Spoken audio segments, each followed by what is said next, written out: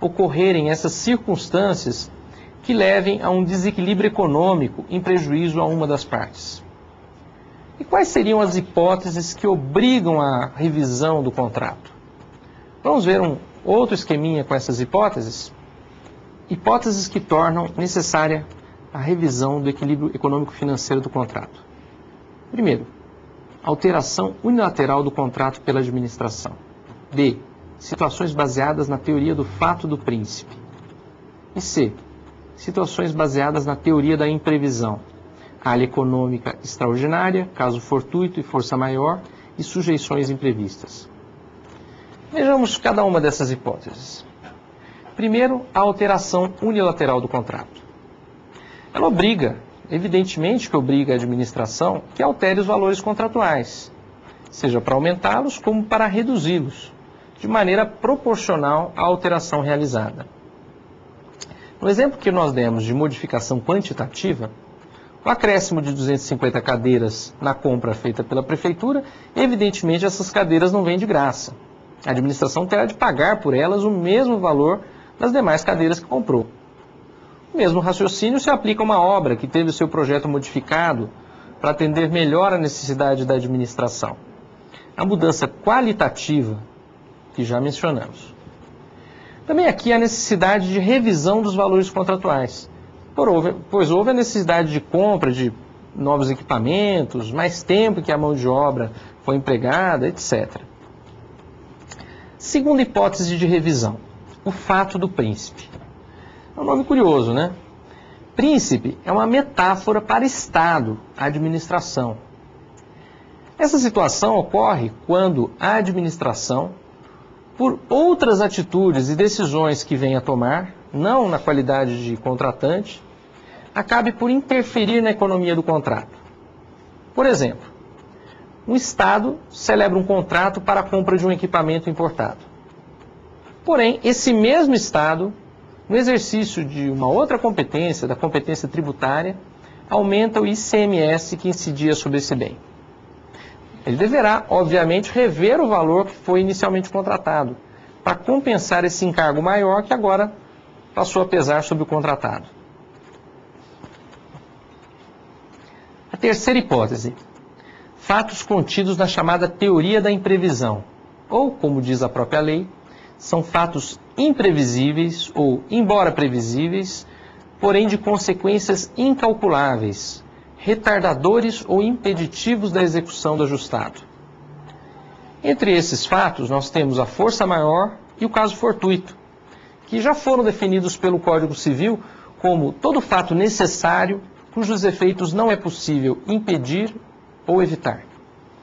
Uma inundação, um terremoto, um grande tumulto de pessoas, são essas situações que se enquadram nessas categorias de caso fortuito e força maior.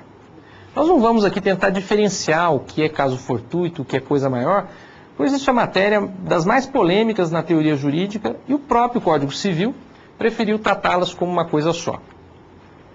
O importante é nós percebermos que a administração deve analisar esses fatos e considerá-los para reequilíbrio da relação contratual, impedindo que a prestação se torne impossível para o contratado. Ainda nesse tópico, na teoria da imprevisão, nós temos a chamada área econômica extraordinária.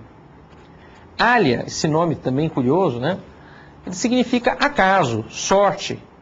Basta lembrar daquela famosa frase de Júlio César, alia jacta est, a sorte está lançada. Área econômica extraordinária é um fato de natureza econômica que também é imprevisível e grave, que foge do risco ordinário a que todo empresário está sujeito. Por exemplo, a variação dos custos da matéria-prima é algo da área ordinária, ou seja, é um risco que o empresário deve prever. Mas uma súbita e inesperada crise financeira mundial, que aumente demasiadamente o custo dessa matéria-prima, agora não. Agora é algo que pertence à área econômica extraordinária. E por último, dentro ainda da teoria da imprevisão, nós temos as sujeições imprevistas. O que é isso? São obstáculos que não eram previstos e que são contornáveis, mas que geram maior custo para a execução daquele contrato. Por exemplo, Se ao escavar o túnel se descobre a existência de instalações elétricas ou de esgoto, instalações antigas que não constavam de nenhum mapa e que é necessário remover para construir o túnel, isso vai gerar um custo maior, né, para o contratado. Resumindo, em todas essas hipóteses, há necessidade de se rever as cláusulas econômicas do contrato. A administração deve assumir os riscos dessas situações imprevisíveis e extraordinárias, ou também daquelas que foram causadas por ela mesma, a administração. Se ela não concordar com essa revisão, ou se ela oferecer menos do que o contratado espera como compensação dos seus encargos econômicos. Então, o que resta ao contratado fazer? Ele terá que ir à justiça, pleitear ao judiciário a reparação desse ônus que a administração está se recusando a assumir. Antes de terminar esse tópico, vamos chamar a atenção para um ponto que às vezes gera confusão. A revisão do equilíbrio econômico-financeiro que nós acabamos de estudar não é a mesma coisa de reajuste do contrato. O reajuste anual nos contratos de duração mais prolongada é algo que costuma ser previsto no próprio contrato e que é aplicado normalmente sem qualquer necessidade de arbitramento. É simplesmente uma operação aritmética que se destina a manter e compensar a desvalorização da moeda. E essa desvalorização, diga-se, não é nenhum fato imprevisível em nosso país. Essa é uma cláusula comum também nos contratos privados, como por exemplo no contrato de aluguel. Então não vamos confundir a revisão com o reajuste. São coisas bem diferentes. Rescisão do contrato administrativo. A rescisão do contrato administrativo está prevista nos artigos 78 e 79 da Lei de Licitações. Para compreendermos melhor, vamos primeiro analisar as formas de rescisão, que estão previstas no artigo 79. Lá está dito que a rescisão pode ser feita das seguintes formas. Vamos ver o artigo 79. Primeiro, determinada por ato unilateral e escrito da administração, nos casos enumerados nos incisos 1 a 12 e 17 do artigo 78.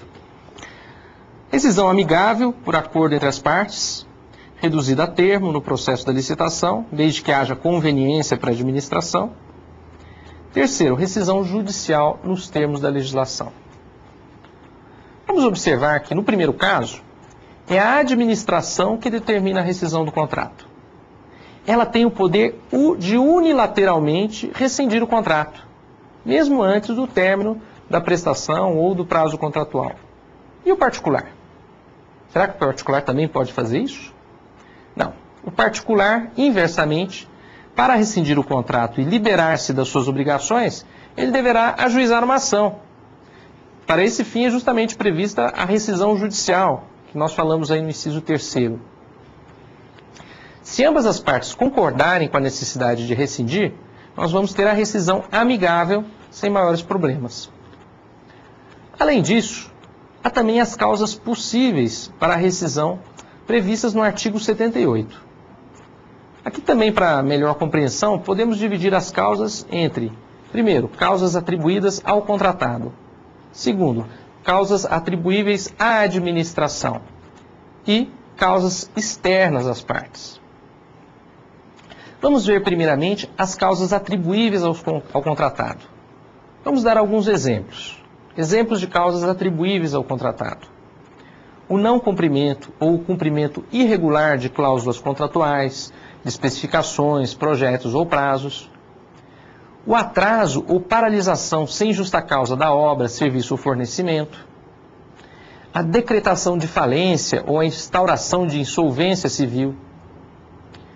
A dissolução de sociedade ou falecimento do contratado e a transferência do contrato ou a subcontratação irregular, bem como